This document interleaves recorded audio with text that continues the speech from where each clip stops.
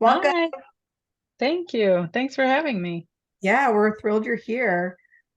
We actually just read your essay about the telephone and your friend Oh, fun. Ashley. Yeah, I wanted to find because this class focuses on memoir and personal essay, and so I wanted to find to bring one of your essays to class, and it was a great one.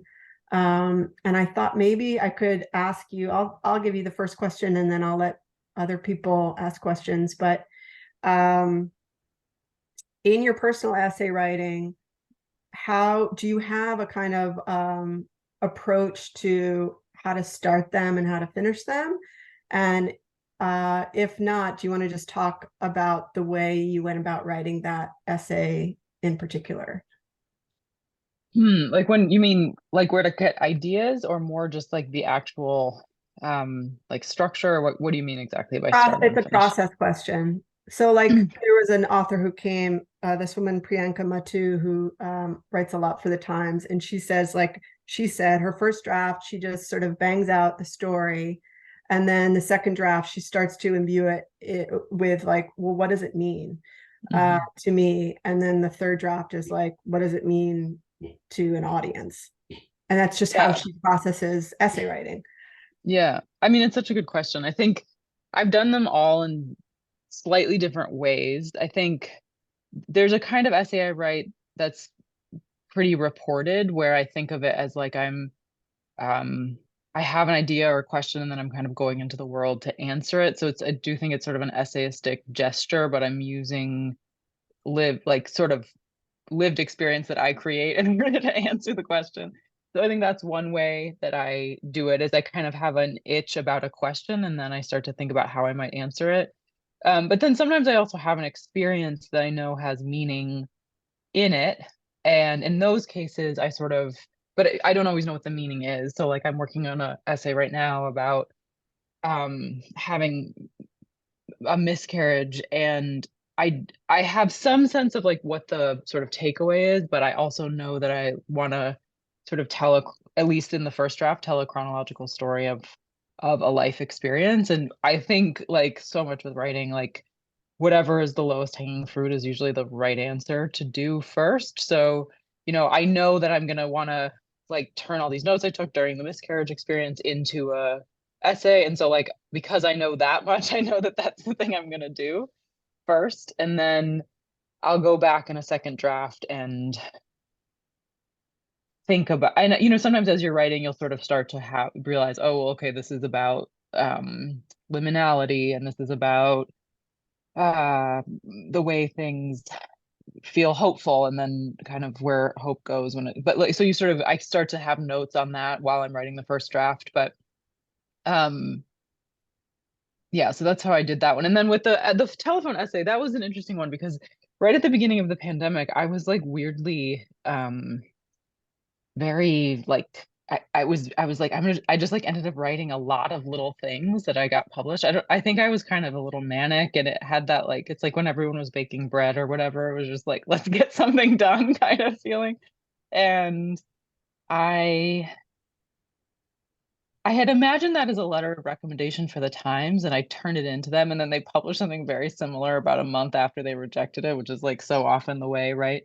Um and I was thinking a lot during that time about like I was maybe a little bit less stressed about the social aspects of the early pandemic than most people. And I was like, well, why is that? And then I started thinking about my relationship with Ashley and how I'd have this whole life of experience of talking to people on the phone as like a mode of connection and how that didn't feel foreign to me. And so then that's sort of how that came up. And it was like a kind of, like I said, it was sort of a manic part of my writing life. So I just like pounded out a draft and it was something I'd thought enough about that I kind of knew some of the places it would go already. And it was sort of short. And also I think sometimes when you have that idea of like, I was like, it was going to be a letter of recommendation for the Times, which it's not a form Does it's not a, everyone know what she's talking about when she says letter of recommendation? It's a column in the New York Times Magazine called Letter of Recommendation. And it's like they take, like, my friend Jamie Lowe wrote one on fanny packs. They take something an object, and an essayist writes a kind of unexpected take on an object that people haven't been thinking about, basically, right? Yeah, and like I mean, I think it was started by Sam Anderson, so there's a kind of like who's a great writer whose work is totally worth reading. And so there's always this kind of like often the gesture is like something you don't expect turned into something that we recommend. But it's been going on for like a long time, so there's quite a lot of openness in it because they couldn't keep it that tight for for that long. Um, but I think it helped me in that case to have a sense of where I wanted it to go, because it meant like it was going to be short and not long. It meant it was going to sort of have this I mean, even the name of the column, you have some sense of what it is. It's like, I recommend that you talk on the phone, like that there's this kind of like takeaway that's quite clear in each of those, even if how they get there each time is a little different. And so I think that was part of what was helpful to me about that. About actually, it's like I think why I could do it sort of fast instead of slow. I have a lot of other questions, but I want to yield the floor. Is there to these guys, my talented students? So, who has a question for Heather? Yes, Tess. Hi, Heather, thanks so much for being with us. Appreciate you being here.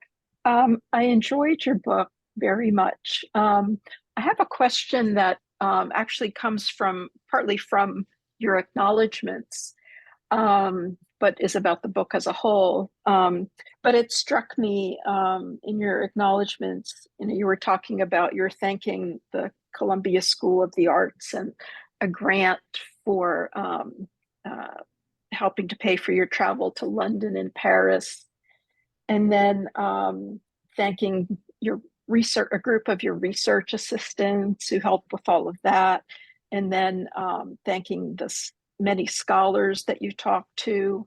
Um, and so I wanted to ask you, um, when did you, at what point did you become aware of just like the scope and the breadth of this project? Because I mean, I guess it became very large. You touch on, I mean, and that's part of what made it fascinating. You touch on so many different things. Um, but at what point did you realize the size of it? Yeah, I mean, it's a good question. The book started, the first part of it that I wrote was about the bustle. And I was really interested in this really kind of specific question, which is like, what's the relationship between Sarah Bartman and the bustle? And had, I was thinking I would, I worked in museums and stuff. And I think I had heard, I certainly, maybe not heard, but I'd like read that there might be some kind of relationship before. And I actually thought that that might be a kind of confined essay that I could pitch and get published somewhere. But as I started to research it, and also as I started to talk to people about it, there's an interesting thing about Sarah Bartman, which is like she's both very known and also very unknown. And so in order for me to have explained what that connection might mean, I would have also had to start to tell the life story of Sarah Bartman. And it was kind of in that moment that I realized how big it would be, if that makes sense, because that was big. It already was starting to get bigger than an essay. And I was realizing that my real question was about the symbolic meaning of the butt, which is like a much bigger question than an essay can contain. And I was in an MFA program. And so I was, and I think this, you wouldn't have to be in an MFA program, but I just was talking to a lot of people about the essay and about these ideas. And I was also realizing how big of a reaction people have to just the word butts. I mean, it's like something I mean, I've thought about it so much recently doing publicity for the book, because you're just like, people just like, they love to hear you say it out loud. They're sort of like amazed you're saying it out loud. And I found that really interesting. And that's when I realized that there was kind of quite a bit there. But I also, I'm a historical thinker. And like I said, I worked in museums. So I on some level, I always kind of knew going into it that there was a lot. But there's a lot in anything. I mean, you could, I say this in the end of that book and I mean it. It's like I could have done it about anything. You could do it about telephones, you could do it about, toenails, like whatever you want. It's all kind of big enough to be as big as a book or even bigger than that. So it was never super surprising, but I was kind of excited about letting it be that big as opposed to finding ways to contain it when I started to do the research on the bustle. Great. Thank you so much. Yeah. As part of writing any memoir or personal essays, dealing with, you're giving up some piece of your privacy, obviously, to do it. And I'm wondering, you do write about your own butt and your feelings about your own butt, and even in the end of the book, it's not like you arrived at like total comfort with the topic of your own butt. So the real question that I have is like, in terms of the publicity around it or people's responses to it, have you like learned like how to set boundaries with people, or how have you handled it when people say things that you think are inappropriate, or maybe you've thought about this all so much that nothing can make you feel uncomfortable, but I mean, yeah, I think it's funny because I think it's definitely not true that nothing can make me feel uncomfortable. Like one thing is like I'm really thoughtful about what I wear to book events because I feel like there's something that that's like maybe a very specific small answer, but like I actually don't want people looking at my butt, and I'm sort of have invited them to on some level by writing this book. And I'm aware, I guess one thing is I'm aware that I created the situation where a lot of these questions are going to get asked. So I try not to get too upset about it. But also people don't, I'm a little surprised I haven't gotten too many, like the kind of most inappropriate versions of questions I get are around things, around like that science thing that I always think is like not enough people ask me about when I'm doing publicity, which is like, a lot of people still think that there's some scientific reason why big butts are better or worse or whatever, and they can real people who want to talk about that often really want to like double down when they talk about it. They're like, no, but I read this article, blah blah blah. And I don't think that's inappropriate so much as I just sometimes they just kind of don't really want to hear the answer to the question, if that makes sense.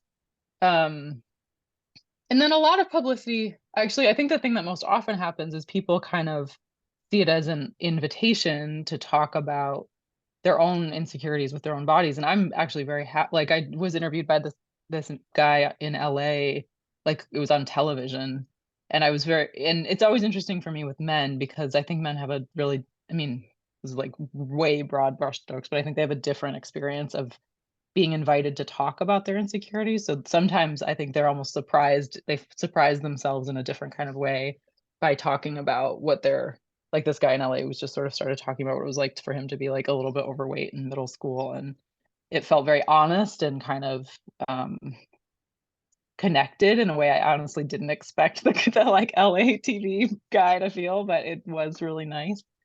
So I don't know if that really answers your question, but I think I have, I have things I'm going to talk about and things I'm not going to talk about. And then I just don't really violate those boundaries within myself. And I mean, sometimes I feel a little bit bad for my mom because I talk about her butt a lot. And I do ask people for permission generally when I'm writing memoir, especially in this kind of case, I did for sure. And he's fine with it. And I think she's still fine with it. But I think people ask her a lot about how she feels about me having written about her body.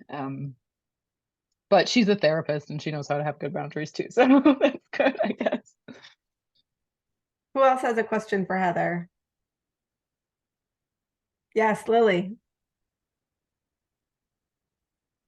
Hi, Heather.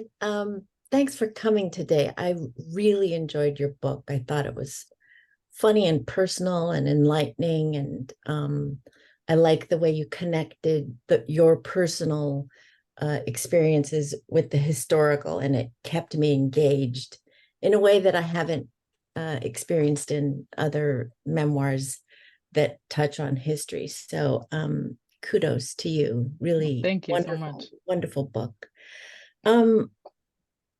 I personally loved all the references you made historically. And I wondered, there's just so many ways to incorporate history and women's bodies and you incorporated so much about race and uh, just, you know, uh, just different historical aspects of how women feel about their bodies. And I wondered how you chose all these various points, if you had written about lots of things and honed them down, or if you specifically thought, I'm going to write about Kim Kardashian, I'm going to write about this, I'm going to write about that. I guess it's a process question. Yeah. And yeah. Yeah, I mean, it's such a good question. And I think it's sort of, I mean, I sort of think of that book as a curatorial project as much as it's anything else. And it's like the choose, I had this teacher, Wendy Walters, whose work is so good. I really recommend reading her. But she talks about voice in nonfiction as like we're all, I think, as writers trying to figure out like what is our voice, what am I saying that's different, or how do I sort of sound like myself? And I think for me, especially in these kind of research based or reporting based memoir hybrids, I think so much of where the voice comes from is in these choices. So it's like I made a set of choices that I think maybe another person would make a totally different set of choices, and that would be also a great book. But like this was sort of where my curiosity took me. And I try to be really upfront about that, and because I not just because in an apology kind of way, but also in a kind of like opening up type of way. Like it's a great thing that each of us has a different mind that's curious about different things, and that comes from our personal experience, and it comes from our backgrounds and our identities, and it just comes because we're all different. And so I think that's like sort of a high level vague answer to your question. I think I felt complicated about that through the whole process, because you really feel everything you're leaving on the cutting room floor in a book project. Even, I mean, there's something about it being so big that you really feel like how much bigger it could be too. Um, but I knew going in that I wanted to, like, I'm a science reporter, at least part of the time. The science section felt really important to me. I did these oral histories that are really like not in the book at all, but were really kind of crucial to my background research, where I interviewed all kinds of different people about their bodies who had come from many different identities, age, race, gender identity, um, ability, different identities as far as like how they thought about their weight. And those interviews also helped me to think about like what are some of the things I wanted to touch on in the book that were different than just what I would have come up with my own body. So there weren't a ton of things that I researched that didn't end up in there. There were a small handful of things. And then there were a few things I felt like I had to do. Like I did not want to deal with Kim Kardashian, but it was basically like no editor in the right mind would have let me not, And partially because I just felt like what did I have to say about that hadn't already been said? There was so much writing about her, so much work that had already been done by like people who are much more pop culture critics than I am.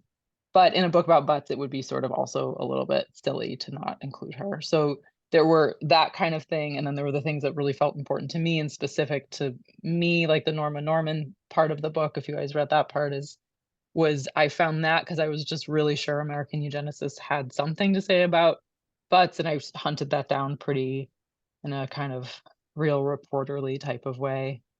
But yeah, so I think thinking of it as curatorial, which is to say you're not doing the whole thing. You're sort of doing like dips in and out and then to sort of always be like both looking at the minutia and the high level, like what is the overarching story I'm telling? And then how are each of these kind of examples helping to tell that story? That's really interesting. I love what you just said about that, just the idea that the book is in some ways curated, and that those choices are in a way your voice. I think that's really cool. And I think it's so true in memoir too, because I mean, when you're writing a story that's about your own experience, I mean, because it's sort of, in a way, it might be easier to see it in a book like this, because it's like, yeah, obviously you're not talking about every butt that ever existed for all of humankind. Like you had to make choices. But sometimes I think when you're writing about your own life, it feels like I have to say every single thing, but it's like actually in the choice that a lot of the art comes, because it's, you know, about juxtaposition and specificity and finding the right detail instead of like the massive amount of details that really tell the story. So I think that having that kind of curatorial mind, and not, and both like thinking about it a lot and then also just like letting some part of your unconscious like do its thing, is, at least that's sort of a way I think about it. Very cool. Anybody else have a question for Heather? Yeah, Peter. I have a question about your audiobook. I was curious if you had any choice over who got to read your story, or if you chose to open it and then pass it off to somebody else, and how that happened, and if that was at all planned. Yeah. The process. Yeah, I mean, the audiobook was kind of a mess because I really wanted to do it, but I had just had a baby and I had this idea. I work at Radiolab. I was like, I can do this. It's fine. But it's hard to read your own book. It's a long time. And I did it in my closet. I did read the whole book in my closet. And then there was a technical problem because there was like this whole kind of crazy thing where the editor who was the engineer who was helping me was simultaneously working on Mike Pence's book. And I think it was like kind of making him like really upset or something because he couldn't quite like pay it. I don't know.